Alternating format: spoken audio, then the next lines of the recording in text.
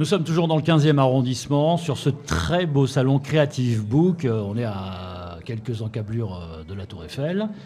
Et j'accueille Marc Tournebroche, voilà, qui est le boss, comme ça c'est clair pour tout le monde, de la société Darius. Alors Darius, que fait Darius? C'est quoi Darius?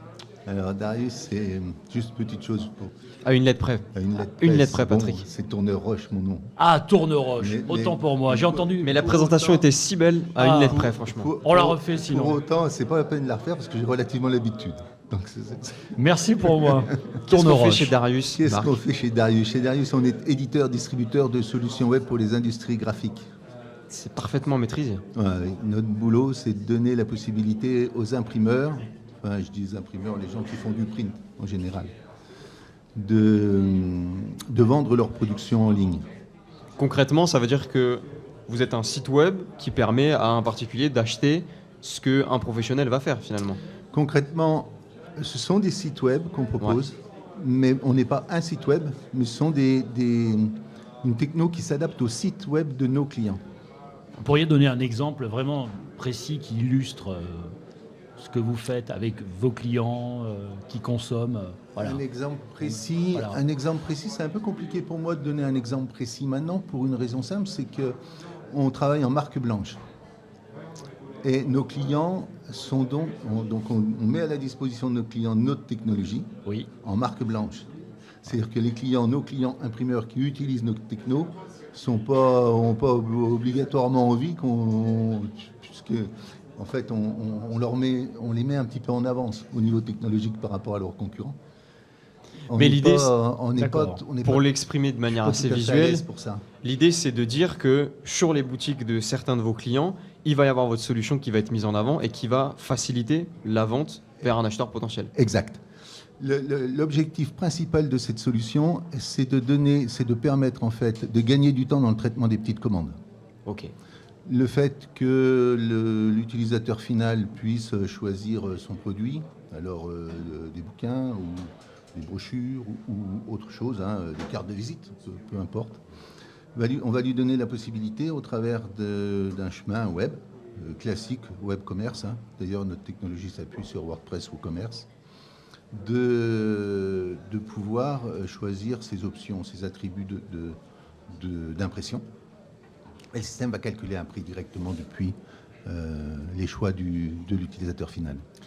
Quel est le statut de l'intelligence artificielle dans votre fonctionnement? Élevé, moyen, intéressant, plutôt embarrassant? Ah non, c'est pas embarrassant. Enfin, si on n'est pas embarrassé par l'intelligence artificielle, c'est pas embarrassant.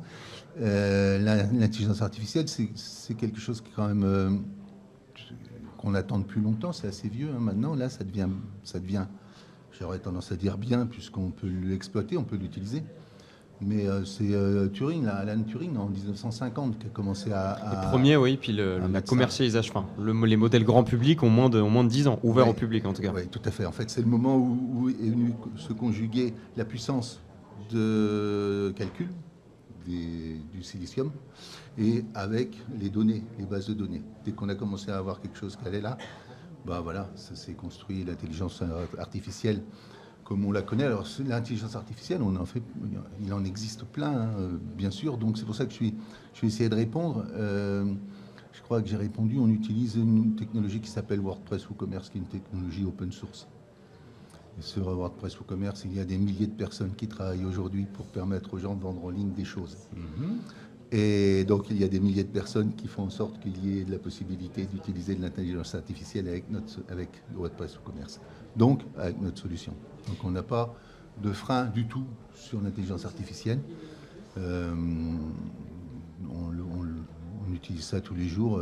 C'est hier ou avant-hier, on a mis un chatbot sur notre site qui utilise l'intelligence artificielle pour répondre aux clients. Donc, il y en a avant, après, il y a une vraie plus-value, vous la constatez ou... Pour l'instant, il y a une plus-value de waouh effect, c'est ça Oui, mais... C'est ça la plus-value pour l'instant. Oui, et ça fait des choses. Ça aide. En tout cas, ça aide pas mal de choses. Donc, vous arrivez à l'évaluer, cette plus-value? Non, Voilà, c'était un peu... Oui. C'est pour ça que vous êtes resté un peu évasif dans votre réponse. C'est pas évaluable. En tout cas, pour nous, à l'heure qu'il est. On a plein de clients qui intègrent ça assez facilement, hein, sans être... On est no-code, hein, donc sans faire de code. Ils intègrent de l'intelligence artificielle dans leur système tout à fait naturellement, on va dire, sans être champion du monde de code. Ça marche, ça les aide, ça leur fait gagner du temps. L'objectif principal, il est toujours le même, hein, c'est de gagner du temps pour le traitement des petites commandes. Là où on a peu de marge, il faut passer peu de temps. Et donc, par rapport à ce point-là, vous nous parliez, quand on a préparé cet entretien, d'une nouvelle solution qui allait permettre d'évaluer le prix à l'avance de certains types de documents. Comment est-ce que l'IA peut être utile, ou à l'inverse, pourquoi est-ce que l'humain est encore nécessaire dans ce genre d'analyse et d'évaluation? Parce que l'imprimerie, c'est quand même foncièrement quelque chose où il y a énormément de détails à analyser sur plein de domaines. Ouais, c'est complexe, hein. C'est l'impression que ça nous donne en tout cas. Ouais, non, c'est complexe, c'est vrai. Il faudrait en parler à Gutenberg, mais je crois qu'il est... Il y a 2-3 infos à nous donner, je pense. Il était au fait du sujet. Oui, sur le salon, là, plus particulièrement, on présente un outil qui s'appelle PDF Autodétection. En fait, ce petit système PDF Autodétection a pour objectif d'analyser le PDF pour faire un prix, pour calculer un prix depuis l'analyse du PDF. Donc d'habitude en solution Web2Print, on demande au client de choisir son nombre de pages, on demande au client de choisir de mettre des fichiers en noir pour les fichiers qui sont en noir, de mettre des fichiers en couleur pour faire les fichiers qui sont en couleur. On lui demande plein de choses, les quantités, tout, et les systèmes Web2Print calculent des prix. Il y en a des très bons qui font ça très bien. WP2Print, notre solution, est bien sûr meilleure, mais il y en a plein qui font ça très bien. La couche qu'on vient ajouter là, on vient de le dire tout à l'heure, le fil est le même, on veut faire gagner du temps dans le traitement des commandes. Une bonne solution pour gagner du temps dans le traitement des commandes, c'est d'éviter les erreurs.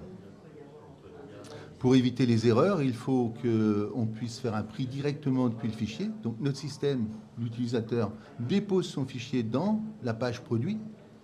Le système va analyser le fichier, il va analyser le format, il va analyser si c'est noir ou couleur, il va analyser le nombre de pages, il va faire tout un tas d'analyses qui vont lui permettre d'extraire un prix. Le prix, c'est celui de l'imprimeur, de l'éditeur, c'est celui qui aura été défini. Ça veut dire que souvent, et c'est ce que j'ai rencontré aujourd'hui sur le salon, pour les gens qui ont besoin d'auto-édition, en fait, ils sont super bons pour raconter des histoires, mais ils ne sont pas bons du tout pour calculer les nombres de pages et toutes ces choses-là. Donc là, ils ne se posent plus de questions, ils déposent leur fichier directement dans le système et le système va faire l'analyse, va sortir un prix. Derrière le prix sorti, ils choisissent leur support, type de support, et le système va dire il y a tant de pages noires, tant de pages couleurs, et quelle reliure vous voulez, le choix des reliures et tout ce qui s'ensuit. Marc Tournoroche. Alors, Tournoroche, cette fois-ci c'est la bonne prononciation, je n'ai pas écorché votre nom. Si vous deviez résumer votre présence ou ce salon en un seul mot, l'exercice est à la fois complexe et assez simple finalement. Ouais. Donc ça fait 2 fois que je dis ouais, c'est mort. Non, il reste une troisième chance. Qu'est-ce que je pourrais dire sur ce salon? Un mot, je ne vais pas y arriver, mais par contre je vais essayer de faire le tour du mot, tout le monde va le comprendre. Ici c'est un salon qui est quand même sympa, assez libre, on est bien, on se connaît un petit peu tous, on se croise, on se dit bonjour, on se retrouve là avec nos clients respectifs. Donc convivial. C'est convivial, ouais. C'est un salon. C'est beau, et Patrick qui le trouve à la fin, c'est merveilleux. Merci beaucoup. Merci. Et bon salon. Merci à vous. Merci beaucoup. Au plaisir.